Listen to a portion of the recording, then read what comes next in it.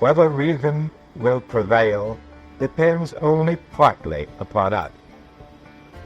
We must hope and strive for the best. We must prepare for the worst. I'm Nathan Kiker. Welcome to our podcast, Clearer Than Truth. I'm glad to be joined by my co-host, George Bogdan. The wisdom of former Secretary of State Dean Acheson inspires our episodes.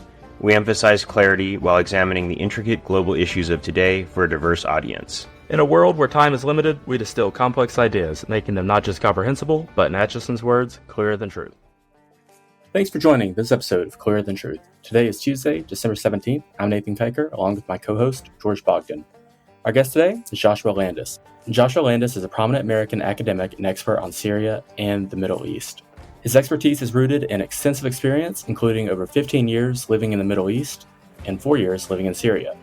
He's widely recognized for his influential blog, Syria Comment, which he has published since 2004, and attracts 100,000 readers monthly.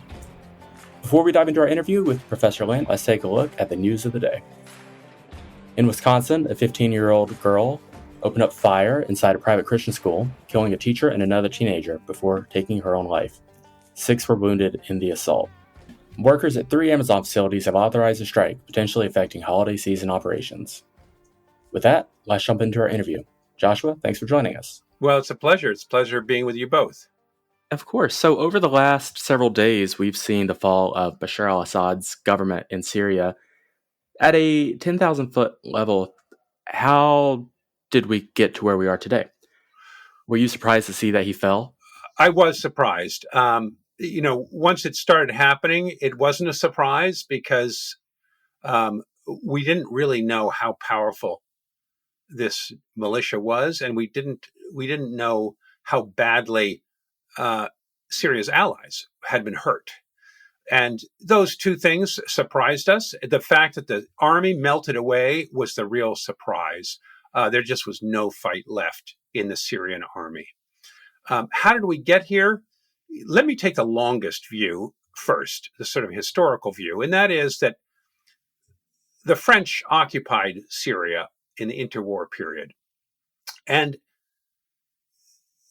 what we're seeing today is really the end of a post-colonial era, because the Alawites, Bashar al-Assad, his father Hafez al-Assad, who've ruled Syria for 54 years, are both Alawites. This small religious group, it's about 12% of the Syrian population are Alawites. It's a heterodox Muslim Shiite group that many more Orthodox Sunni Muslims do not consider to be Muslims at all. And that creates big difficulties in Syria. But they were able to take power because of the French occupation, which divided and conquered. And the French over-recruited minorities into the army. So when they left in 1946, there was real instability in Syria, many military coups, and the Alawites, who were many of the junior officers, rose up to the top and were able to take power. And they have ruled Syria, really with a lot of help from other minorities, Christians, Druze, Ismailis, and of many Sunnis as well. But the Sunni opposition has been the main opposition, Sunni Arabs, the main opposition to this government for decades.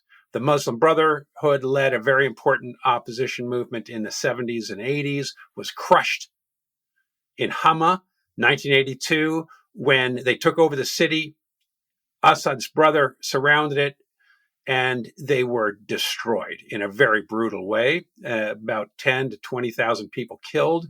And this destroyed the Islamic opposition for 3 decades. But now, with the Arab Spring, it came back in vengeance.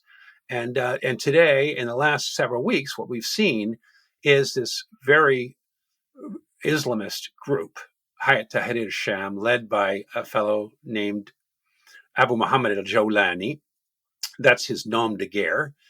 And they've taken over. So you have the Sunni majority, who are Sunni Arabs, are 70% of the Syrian population, have thrown off this minoritarian regime. And that's the long-term reason why this fell. Those minorities were able to cling to power for a long time, but ultimately that was going to fall. And we saw something similar happen in both Lebanon and Iraq, where the Christians were helped to power in Lebanon by the French, and they were pushed aside largely in the Lebanese Civil War.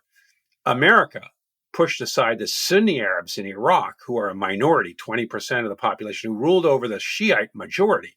And America threw those Sunnis to the bottom of society when it conquered and got rid of Saddam Hussein, a Sunni, and catapulted the Shiites to the top of society. So in all three of those post-colonial states, minorities were ruling, and what we've seen in very brutal civil wars is the majority population taking power, and that's how we got here today. On the short-term basis, Israel's destruction of Hezbollah was extremely important, and its pounding of Iran with missiles. So, no, I want to talk about that more, but I want to take a step back to understand Assad. He obviously took power after his father passed in 2000, and many expected him to be a more moderate reformer who he, of course, was married to a woman from London. It was a very glamorous couple. At what point do you think he sort of slipped into the mold of his father and became what he is now known as? It was fairly quickly. For the first year, as a young guy, I mean, he was only 34. He tried to reform economically. He was going to modernize the country. That's what way he articulated it. Many people thought he was going to reform politically, but he never said he was going to reform politically. He kept, in fact, the entire structure of his father. He didn't. He was not going to loosen the reins, but he did allow for a lot of free speech. He very quickly legalized the internet, satellite TV. All these things were illegal. The internet was not offered before he came to power. People could get it through a VPN by going to Lebanon, very expensive. But satellite TVs were there, but they were illegal. He made it all illegal, and he facilitated this. And people were genuinely grateful for a period of time. And he opened the box of criticism, but very quickly, within a year, there was what was called the Damascus Spring, and everybody began to talk. There was salons, and he cracked down on that pretty rapidly because they began to ask for the end of Alawite rule and his rule and for democracy. So that was suppressed, and he sent his vice president, Abdul Halim Khaddam, to do this and made a big speech at University of Damascus. And he said, "We do not want to be Algeria." He compared this to Algeria because in the 1990s, there had been free elections. The Muslim Islamist groups won. The military, more secular, overturned the elections and went back to military rule. And this caused an Islamic insurgency which bedeviled Algeria for a decade. And so Assad and his people just said, we're not going to do this because it's going to lead to Islamists taking power, and that's the end of that. And so increasingly, after that first year and a half, he began to rule more and more through the mukhabarat, the feared secret police, and to use greater and greater repression. At the same time, he was modernizing, and many Syrians were benefiting. And Damascus was transformed in about a decade from being a rather sleepy, dark place to a city, Damascus was, where many foreigners wanted to go. It was a big tourist destination. All of the American exchange programs moved from places like Egypt and Jordan to Syria because it was much more fun and much more authentically Arab than these other cities where people spoke in Arabic. There was a great Ottoman downtown, wonderful restaurants, the food, food junkies all went to Damascus, and the country is beautiful, and the people very kind and generous. But there was a giant income gap. The rich got richer, and life was very good for the people at the top, but at the bottom, a lot of unhappiness, and that exploded that brings up a lot of kind of memories for me going to, Aleppo and the Citadel there, and, all the marvelous things about traveling in that part of the world. But, I was actually living in Istanbul when Assad, started to face this internal turmoil way back, over a decade ago. And I was stunned by the transition of Turkey's government from this kind of what they called at the time no problems with neighbors foreign policy to rapidly demanding that Assad, leave power. And, I'm struck by, the kind of post-colonial argument that you're putting forward, in part because, it seems like Turkey had a hand in this. And at the time, when Assad first started to face the uprising, I went to the Turkish-Syrian border. And it seemed that the Turks were very concerned about maintaining their influence in Syria and intervening in the conflict. And so, I mean, do you think it's too soon to say, what role they played in this? Do you think that they might try to be heavy-handed in the future, or? Those are all very good questions that people are trying to explore. And President Trump just the other day said that this was a Turkish hostile takeover, he called it, comparing it to a business venture, which is not entirely wrong. Turkey is going to have tremendous influence because all the arms at Hayat Tahrir al-Sham, this militia that's taken over Syria, came from Turkey. They came through Turkey. Money came through Turkey, food, telephone systems, you name it. All the military equipment that these soldiers were very well equipped with is coming through Turkey. Nothing got to them that Turkey didn't want to get to them. And Turkey helped them build up and encouraged them to move. Once Hezbollah was shattered by and really knocked on its heels by Israel, that was the moment that they burst out of their enclave in Idlib province in the very north near the Turkish border and took Aleppo, realized there was no resistance, that the Syrian army just ran away. And then they rolled down the cities right to Damascus and have taken the whole thing. And so that Turkey has been the real deciding factor in this entire. They've been the conduit for most of the arms, most of the effort. And that's why Turkey is really, Erdogan is coming out of this as sort of a conquering hero. And he is fulfilling a life's legacy of wanting to return Islam to Turkey and return Turkey to being a sort of, if not imperial, certainly imperious power in the entire region, and bringing an Islamic government to Damascus to replace this pro-Iranian Shiite-dominated government, and really putting Turkey right at the very center of Middle Eastern affairs. Many people call it, a return of the Ottoman Empire or Ottomanization of the region, but there is some element of that. I want to dive into something a little bit. A lot of folks who, in their defense of Assad, claimed that he had to be repressive during the Arab Spring or it would have led to basically a genocide against the Alawites.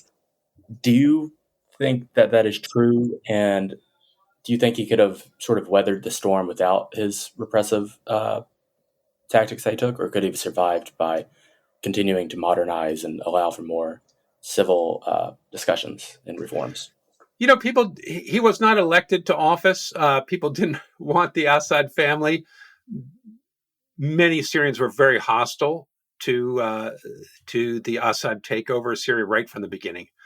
And there was strong Islamist opposition to Alawite rule in Syria because the Alawites had been the poorest people traditionally in Syria. And so for many Syrians, it was like the peasants conquering the capital.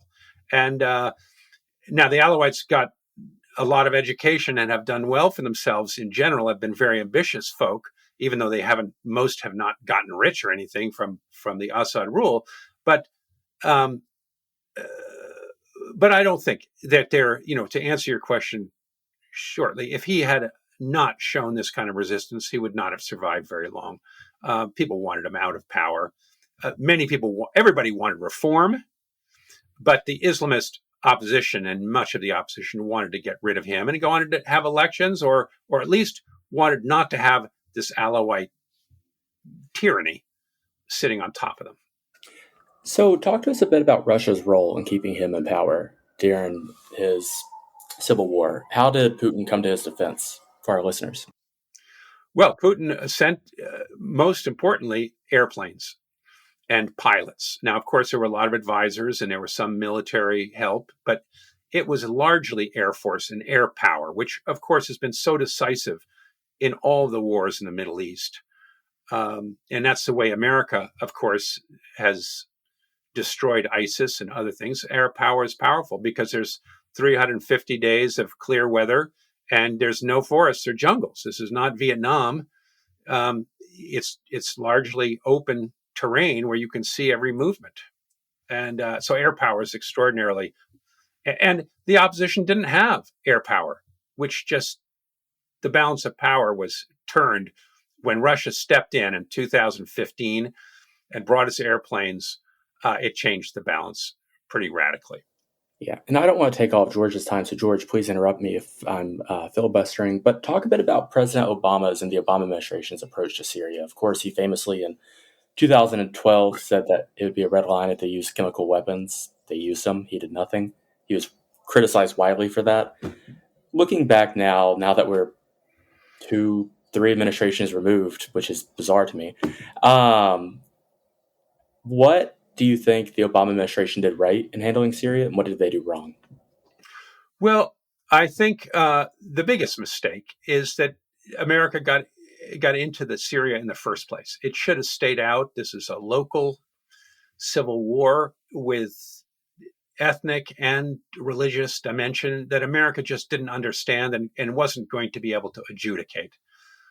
But he gave the CIA an impossible brief, which was to get rid of Assad, but to keep the Syrian army.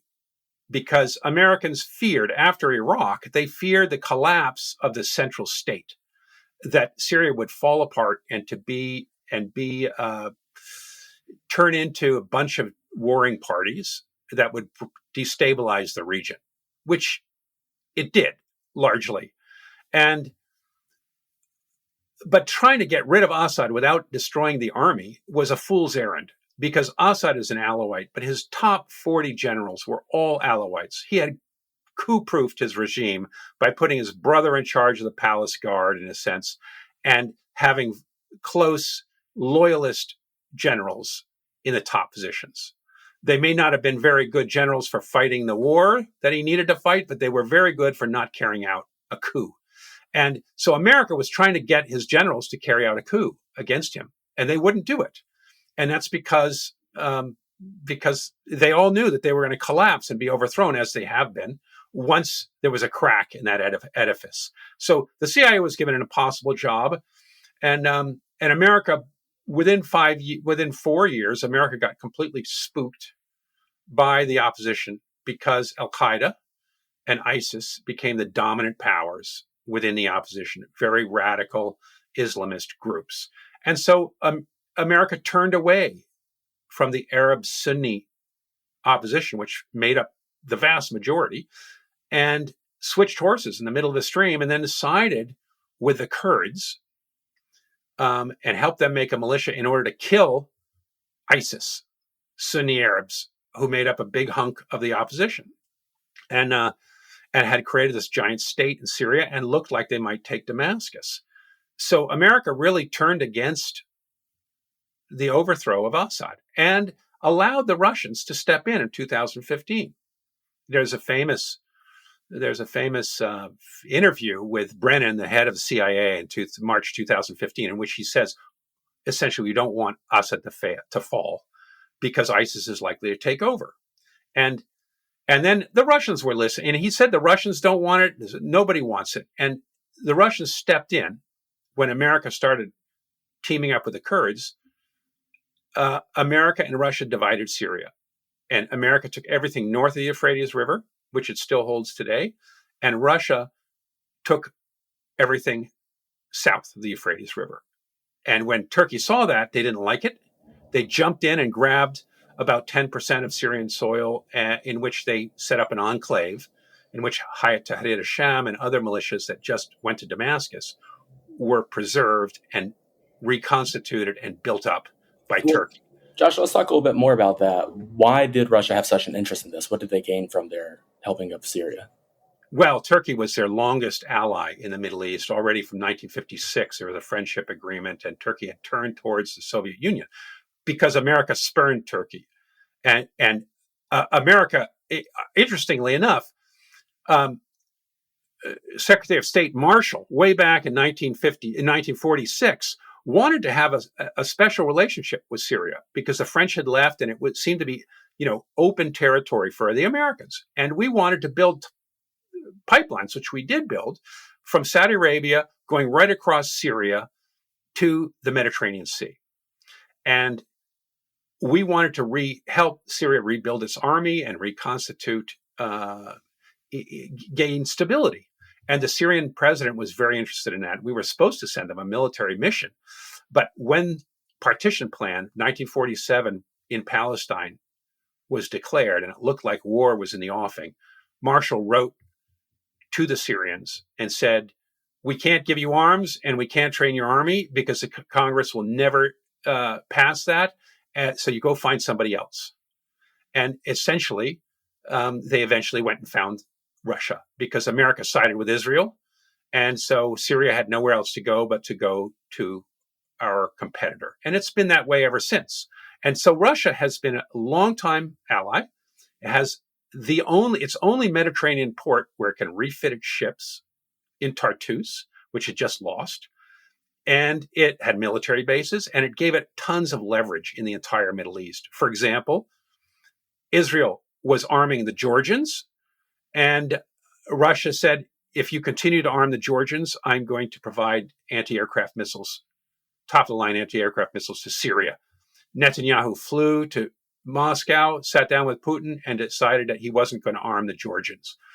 The same thing with Ukraine. Israel hasn't really helped Ukraine because he wanted to keep the Russians sweet in Syria. So this was considerable leverage for Russia, and they've lost it now. So you were talking about how there was a concern over who would come in after Assad should he have fallen back during the Arab Spring. A lot of people, I think, rightfully pointed out that they were mostly Al-Qaeda and ISIS. There's been a lot of debate right now around the current leadership of the new government.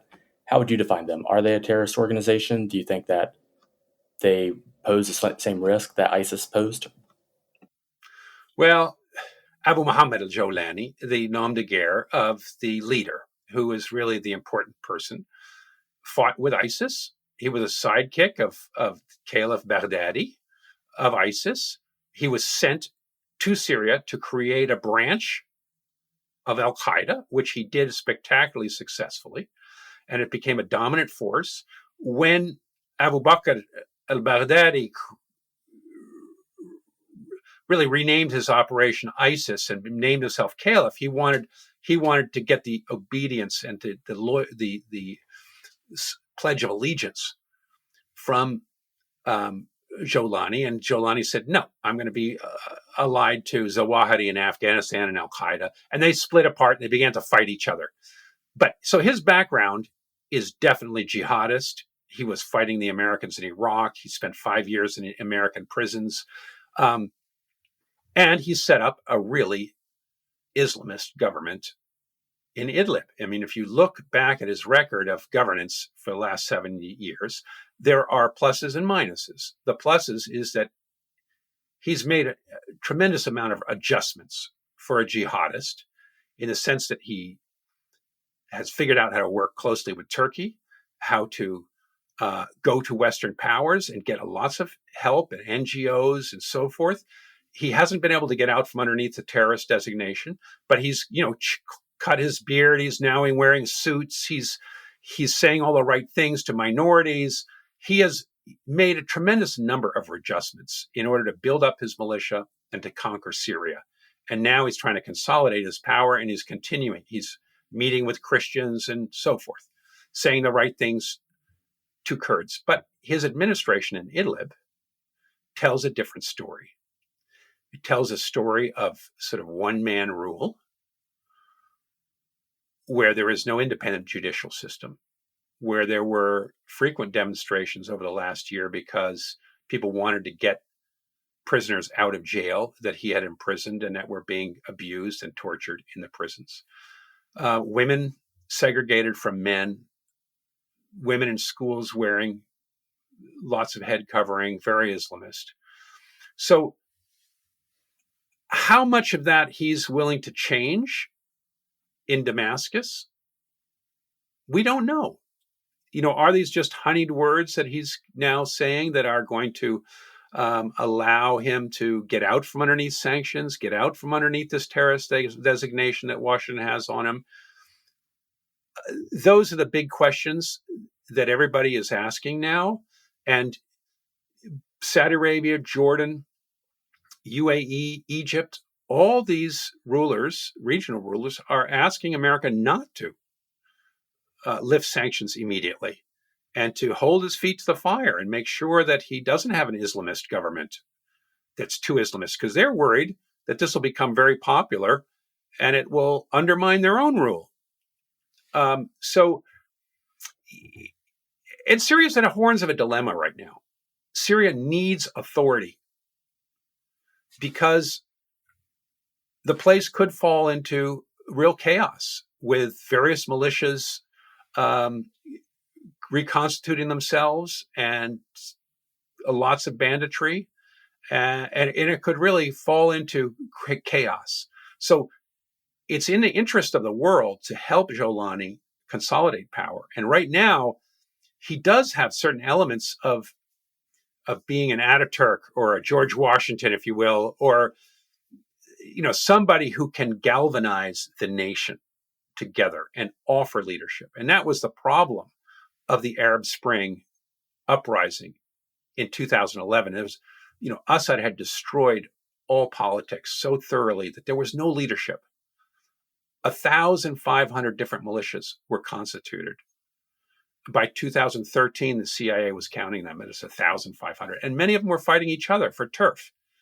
And this is one of the things that was the greatest weakness of the Syrian opposition. There was no real leader, and the West didn't know who to talk to and who was the top guys. And then they began to see Al Jolani emerge with Al Qaeda and ISIS with Abu Bakr al-Baghdadi, and they just thought, these are the real leaders. We don't want to encourage this. And now they rule. I mean, now Jolani rules Damascus because of Turkish stubbornness and because America didn't like Assad and kept Syria divided in order to keep Assad as weak as possible. And ultimately, the Syria pounding of Hezbollah made that weakness so weak that the place collapsed in front of this rebel breakout, because the rebels weren't that strong, and they weren't. But Assad's army just crumbled. He had run out of money. He couldn't pay his soldiers, and nobody was going to die for him anymore. He couldn't offer Syrians any promise of a better future, except for violence, poverty, and unhappiness. And that's why Syria collapsed, and the rebels are now in power. So Obama made a mistake, in a sense, with his indecisiveness and his bad plan for Syria. He poured billions of dollars in. He helped these rebels a ton, but he wouldn't finish the job for the obvious reasons that I've just explained. I'd like to say one thing on the chemical weapons. I think he gets a bad rap on the chemical weapons because he did get Assad to put 2,000 tons of chemical weapons on American ships where they were incinerated. And the vast majority of sarin and the other really dangerous chemicals were destroyed. And so there aren't a lot of chemicals left for rebels to take today. So he got rid of them. He did not want to enter into the Syrian war, destroy Assad, which is what he's criticized for, right? The opposition said, oh, you said red line. That means you have to just kill Assad and overthrow the Syrian army instead of just slap them on the hand. And And he wasn't going to do that. He wasn't going to do it from the beginning. He didn't want to destroy the Syrian state. And he didn't want to be the responsible person for doing it, because then the American army would have to go in and assert control, just the way it did in Iraq. And it wasn't going to be able to do it, as we failed in Iraq, because all these different militias were going to fight us. So I think it was wise not to get involved in a Syrian war. I'm sorry he got dragged in as much as he did, but that's the legacy of not wanting to promote democracy, wanting to hurt Israel's enemies, and destroy this Iranian axis of resistance, which is now largely destroyed, or at least it's pared back. And so he has a very mixed legacy on Syria. Yeah, I mean, some people who really emphasize ideology have talked about this as being the quote, last Ba'athist domino to fall. And I wonder, is there an element there to this dynamic that's going to sort of alter the Middle East? I'm trying to get a speaker on Turkey to come on to talk about, this historic transition that took place between the sort of Kemalist establishment in Turkey and the AKP as it exists today, Erdogan's party. But do you think that, there's going to be kind of a shift in dynamic in that regard, that the old, secular establishments of the Middle East are truly, out the window? Or, that's the $1 million question. And I think it has people paralyzed right now because they're worried that it will. And that's why these 4 Arab rulers are resisting recognition, because they're worried that it will undermine their power. On the other hand, and I think that it will have important knock-on effects, particularly in neighboring countries. Lebanon, which is divided 1/3 Shiite, 1/3 Christian, 1/3 Sunni. The Shiites have been the dominant power under Hezbollah, but now Hezbollah has been knocked back.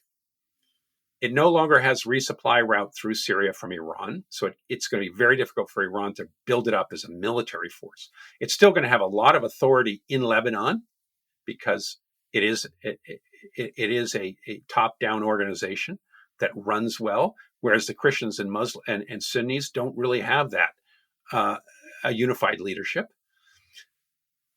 But an Islamist Syria, will try to blow wind into Islamist and into the Sunni Arabs in Lebanon and into more Islamist element of the Sunni Arabs.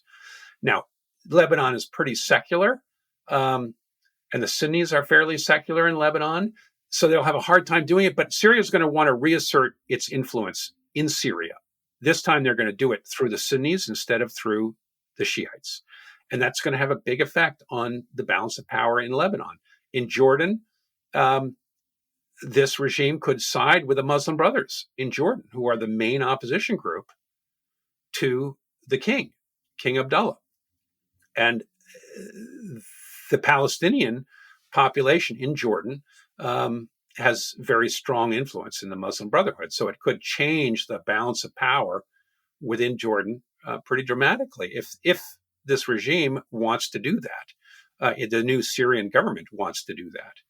It would also put Iraq and Syria back as competitors, because one's Shiite, one's Sunni, and that would hurt relations between the two countries.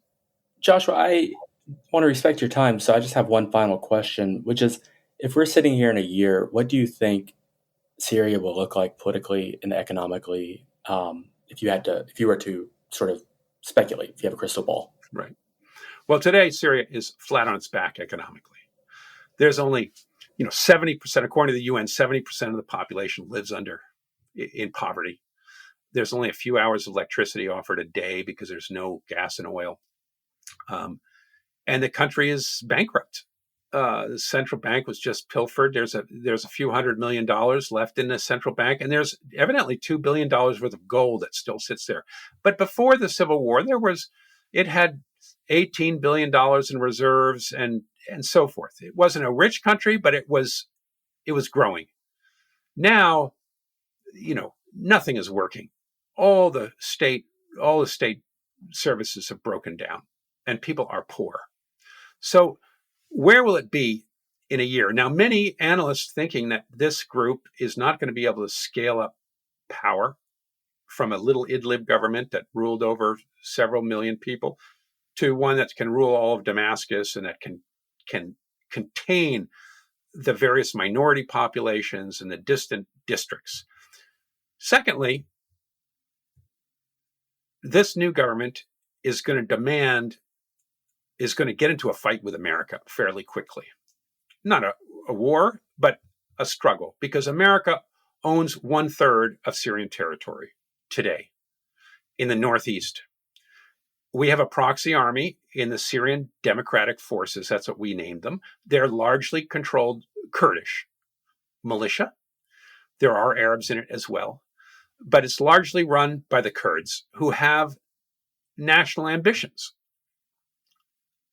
They want an independent Kurdistan, and they have an independent quasi-state there now under the Americans, because the Americans have air power and they can stop the Turks and Damascus from invading them. They have the majority of Syria's oil and gas wells. And we have to remember that before the civil war, gas and oil made up 50% of the government's annual budget receipts. And they don't have any of that now. So the government's really bankrupt. It wants that oil and gas, which America holds and uses and allows the Kurds to exploit in order to pay for their army and America's presence there. So will America abandon the Kurds, give up this Northwest territory, which has a lot of the gas and oil and agriculture, which is needed by Damascus in order to rebuild? Will they lift the terrorist designation off the government? Will they lift sanctions, crushing sanctions, which mean that no foreign investment can be done, or those companies will be sanctioned in Syria? The only hope for this government is if the international community embraces it, if refugees come home and bring money, know-how, and energy to rebuild their houses and start businesses and begin to make employment for people and get the economy juiced. Kickstart the economy, which has been shrinking every year, and lift this, get foreign investment. And there are a lot of governments, whether it's the Saudis and the Qataris and the Turks and Qataris have backed it already, but who are sending aid. They need that aid, and they need foreign investment, and they need the help of all of the exiles, Syrian exiles, who've done well outside of Syria, to come home and invest. And if they can get that, which will require Jolani not to be such an Islamist, not to try to put women back in the veil, not to separate women and men, not to treat Christians or Alawites badly, not to allow revenge killings. All of these things are going to be extraordinarily hard for him to do, given his background and his supporters, who he's brought to Damascus with him. And that's just a giant lift. If he can do those things, the economy can grow back and Syria can retake its position in the world. And his economic advisors have been giving speeches in the last 2 days saying, in 2 years, Syria is going to be great again. He's sort of stealing Trump's, slogan here. But he's trying to convince Syrians, we can do it. Join us. Let's all do this together. And this is a very important moment of whether that leadership can pull Syria forward in a virtuous cycle of consolidating power and bringing people back, or whether it falls apart and people begin to hurt each other again. So, Joshua, thank you so much for the time. Where can our listeners find your work? Well, I will be tweeting it all out at Joshua_Landis on Twitter. And I publish, hopefully we'll have an article coming out in Foreign Affairs shortly. And I publish through the Quincy Institute at Responsible Statecraft fairly regularly.